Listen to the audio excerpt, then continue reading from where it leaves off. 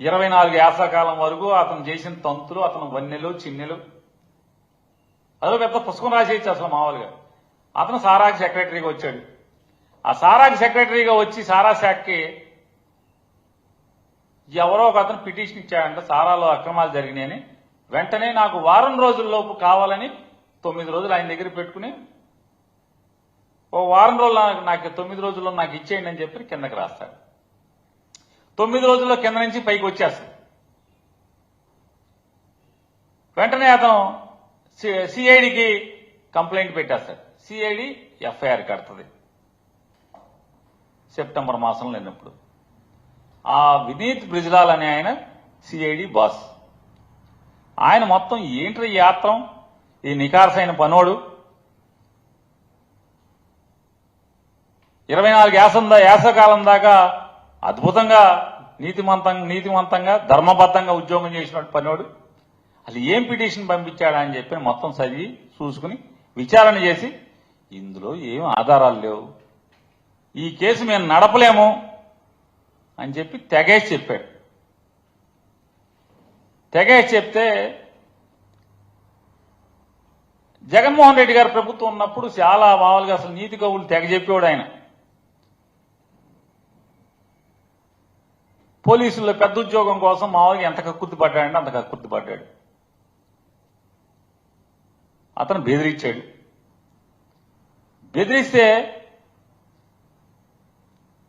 ఆ బెదిరించినటువంటి బెదిరింపులకు అతను వెంటనే రిజిగ్నేషన్ లెటర్ మొఖాన్ని కొట్టాడు. మా దగ్గర నీతులు చెప్పి ఇక్కడ దాఖలు నాకినటువంటి ఆ పెద్ద పోలీసు అధికారికి మొఖాన రిజిగ్నేషన్ కొట్టాడు. మళ్ళీ బతిమాలి రిజిగ్నేషన్ వెనక్కి తీసుకుని వీడితో పని అయ్యేది లేదు, ఇది మనకి చెప్పు చేతల్లో ఉండే మనిషిలాగా లేడు, నిక్కచ్చిగా పనిచేస్తున్నాడని చెప్పని ఎత్తుక్కున్నారు. ఎవడరా మనకి సిట్ అంటే సిట్టు, స్టాండ్ అంటే స్టాండ్ ఎవడుంటాడా అని చెప్పి ఎత్తుక్కుని అట్లాంటి మోకనంతా ఏరి సిట్ అని ఒక మొటాన్ని పెట్టి ఆ సిట్లో వీళ్ళు సిట్ అంటే సిట్టు, స్టాండ్ అంటే స్టాండ్ అనే వాళ్ళందరం కూడా వేసుకుని ఇక కథ జగన్ గారి దగ్గర నుంచి కిందకి మొదలెట్టినటువంటి కథ అక్కడి నుంచి తెర మీద ప్రతిరోజు మనం అందరం చూస్తున్నాం. మనందరికీ తెలుసు ఏం జరగబోతుంది, చిన్నపిల్లడిని చెప్పే పరిస్థితి. ఇటువంటి ఈ తప్పుడు పనులు చంద్రబాబు లాగా ఆత్రంమారి పనులు ఎట్లా ఉంటాయి అంటే రూపాయి కోసం కక్కుర్తి ఎట్లా ఉంటుందో చంద్రబాబు గారు అనేది చిన్న ఉదాహరణ. 2015లో ఆయన ముఖ్యమంత్రి అయ్యాడు, 14లో అయ్యి వెంటనే 2015కి వచ్చేప్పటికీ అప్పట్లో ఉన్నటువంటి ఒక సారా శాఖ కమిషనర్ గారు ఆయన ముఖ్యమంత్రి గారి మహజర్కి ఒకటి పంపిస్తాడు. ఏమనంటే ప్రివిలేజ్ ఫీజు, బారుల మీద ఉన్నటువంటి ప్రివిలేజ్ ఫీజుల్ని పెంచాలి భారీగా అని చెప్పని ముఖ్యమంత్రి గారికి క్యాబినెట్కి పంపిస్తాడు. క్యాబినెట్లో దాన్ని క్విక్ ఎయిక్ మనరు, రికార్డులో మాత్రం దాని గురించి చర్చించినటువంటి దాఖలాలలో అది అలాగే లై ఓవర్ ఉంటుంది. బార్ల మీద లేదా సారా షాపుల మీద ప్రివిలేజ్ ఫీజుని అప్పటి వరకు ఉన్న దాన్ని 10 రెట్లు పెంచుదామని చెప్పని ఎక్సైజ్ కమిషనర్ గారు ఏదైతే పంపిస్తాడో ఆ పంపించింది క్యాబినెట్లోకి వచ్చి అలాగే ఉండిపోద్ది.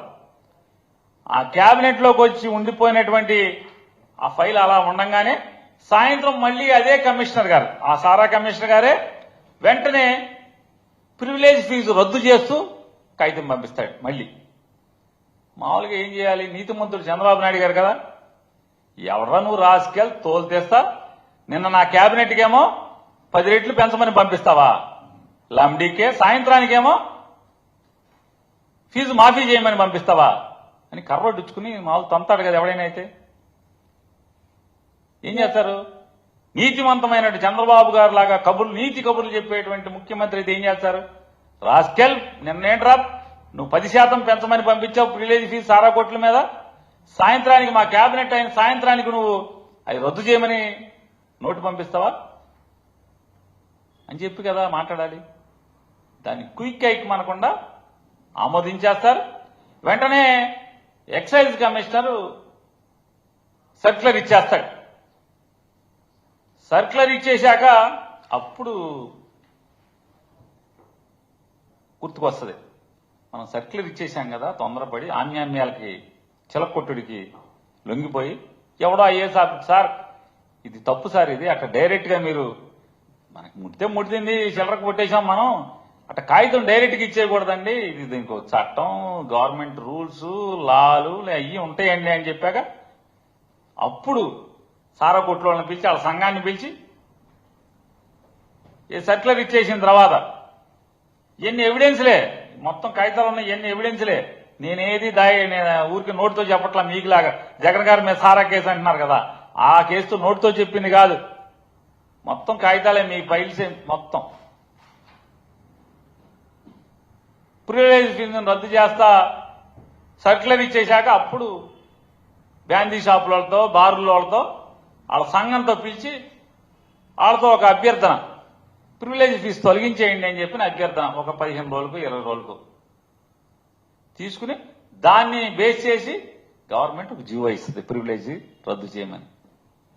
ఆ రద్దు చేయమని చెప్పేటువంటి ఈ తప్పుడు పనులకి కొల్లు రవీంద్ర ఒక సంతకం, చంద్రబాబు ఒక సంతకం. తారీఖు 3/12/2015 9/10కేమో కొల్లు రవీంద్ర పెడతాడు. 4వ తారీఖు తెల్లారే, ఎంత అర్జెంట్ ఫైలో 4వ తారీఖు చంద్రబాబు నాయుడు పెట్టేస్తాడు. అసలు 3 సంతకం ఇతను పెడతాడు, ఆ సంతకం ఆరకుండానే తెల్లారికి చంద్రబాబు సంతకం పెడతాడు. ఆత్రం ఎమర్జెన్సీ ఫైల్ ఇది, ప్రజలకు సంబంధించింది కదా, ఎమర్జెంట్ ఫైల్ ఇది. ఆరోగ్యశ్రీ ఫైళ్లు లేకపోతే ఇట్లాంటివన్నీ పుడుకుంటా ఉంటాయి. పిల్లల చదువుల గురించి, డిఎస్సి రిక్రూట్మెంట్ గురించి సంవత్సరం అయిపోయినా దిక్కుండదు. కానీ చూడండి, సారా ఫైలు, బార్లకి బ్యాందీ షాపులకి ప్రివిలేజ్ ఫీజు రద్దు చేసేది 3వ తారీఖు మంత్రి కొల్లు రవీంద్ర సంతకం పెడతాడు, 4వ తారీఖు చంద్రబాబు సంతకం పెడతాడు. ఏది రాటిఫికేషన్కి ముందు సర్క్యులర్ ఇచ్చేస్తారు. అంటే డబ్బు దగ్గర అంత ఆత్రంగా ఉంటాడు చంద్రబాబు అని. ఇట్లాంటి తప్పుడు ఏమన్నా నీకు ఈ సిట్లోని కూడా అడుగుతున్నా, ఎక్కడన్నా ఒక్క ఆదేశం ముఖ్యమంత్రి గారు కానీ ముఖ్యమంత్రి కార్యాలయం నుంచి కానీ ఎక్కడన్నా ఒక్క ఆదేశం మీకుందా? ఎవడో ఆడు ఈడు చెప్పిన కాకమ్మ కథలు తప్పితే మీరు ఒత్తిడి చేయించి ఆయన కొట్టి అటు ప్రలోభ పెట్టి నీ మీద ఏం లేకుండా చేస్తాం అని బెదిరించి ఏమార్చినటువంటి సాక్ష్యాలు తప్పితే ఏమున్నాయి? ఎవడు చెప్పాడు? ఈ బాలాజీ అనే వారికి జగన్మోహన్ రెడ్డి గారికి ఏంటి సంబంధం అసలు?